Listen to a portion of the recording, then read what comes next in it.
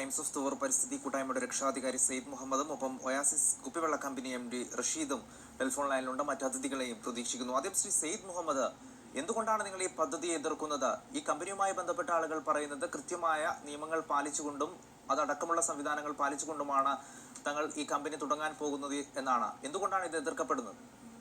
Sir, ഇത് 2010-15 വർഷത്തിലെ തൂർ ഗ്രാമപഞ്ചായത്ത് ഭരണസമിതി മുൻപാകെയാണ് ഈ കമ്പനി ഉടമകൾ ഇതിന് ലൈസൻസിന് വേണ്ടി അപേക്ഷ സമർപ്പിച്ചത്. ഈ അപേക്ഷ സമർപ്പിക്കുന്ന അവസരത്തിൽ തന്നെ 2013 രൂക്ഷമായ വരൾച്ച നേരിട്ട ഒരു പ്രദേശമായിരുന്നു തൂർ ഗ്രാമപഞ്ചായത്ത്.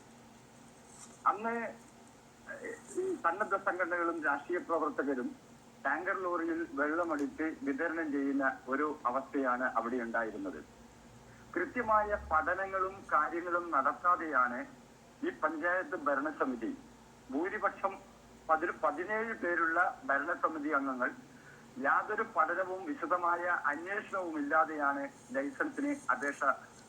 ഈ ലൈസൻസിന് ഉള്ള അപേക്ഷ അവരുടെ മുൻപിൽ വന്നപ്പോൾ ഏകാണ്ടമായി അത് പാസ്സാക്കുകയായിരുന്നു.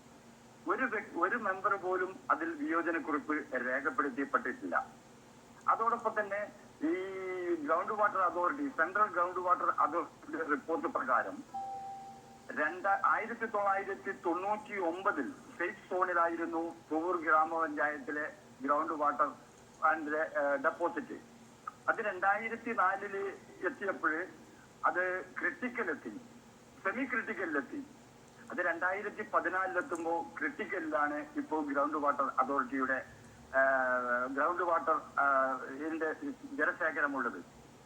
ഈ ഇത്രയും ഭൂഗർഭജലം കുറവുള്ള ഈ പ്രദേശത്ത് എന്ത് മാനദണ്ഡം വെച്ചുകൊണ്ടാണ് ഈ ലൈസൻസിന് അപേക്ഷ വന്നപ്പോ അധികാരികൾ സമ്മതം കൊടുത്തത് എന്നുള്ളതാണ് നമ്മൾക്ക് മനസ്സിലാകാത്തത്. അതോടൊപ്പം തന്നെ ജനങ്ങളുടെ കുടിവെള്ളം വിറ്റ് കാശാക്കുന്ന ഈ പ്രവണത അവസാനിപ്പിക്കുക, പരിസ്ഥിതിയെയും വരുന്ന തലമുറയെയും സ്നേഹിക്കുന്ന ഒരു വ്യക്തികൾക്കും ഒരു പ്രസ്ഥാനത്തിനും ഇതിനോട് വിയോജിക്കാതെ ഇരിക്കാൻ യാതൊരു നിർവാഹവുമില്ല.